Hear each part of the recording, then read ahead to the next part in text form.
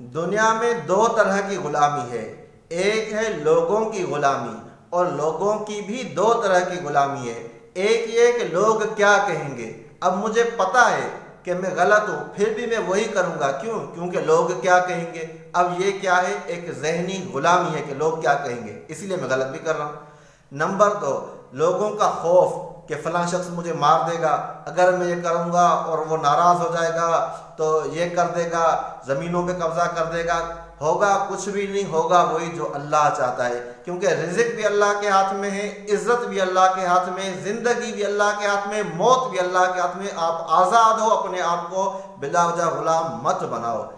اور دوسری غلامی ہے دین کے نام پر بے دینی کی غلامی، یعنی ہمیں آباء و اجداد سے جو دینی روایات ملی ہیں وہ ہو سکتا ہے صحیح ہو سکتا ہے غلط بھی ہو، اس لیے اگر دین کی کسی بھی بات پر چلو تو سوچ سمجھ کر چلو، ایسا نہ ہو کہ آپ ساری زندگی کسی مذہب کے پیچھے چلیں، کسی طریقے کے پیچھے چلیں اور آپ سمجھ رہے ہو کہ وہ دین ہے اور پتہ چلے کہ وہ تو جھوٹا مذہب تھا، وہ تو دین تھا ہی نہیں، اللہ کا پسندیدہ طریقہ تھا ہی نہیں، نبی کا طریقہ تھا ہی نہیں۔ اس لیے دین پر چلو تو سوچ سمجھ کر چلو۔ تم یہاں پر کسی کے بھی غلام بننے نہیں آئے ہو، غلام بننا ہے تو صرف اللہ کا بننا ہے، باقی تم آزاد ہو۔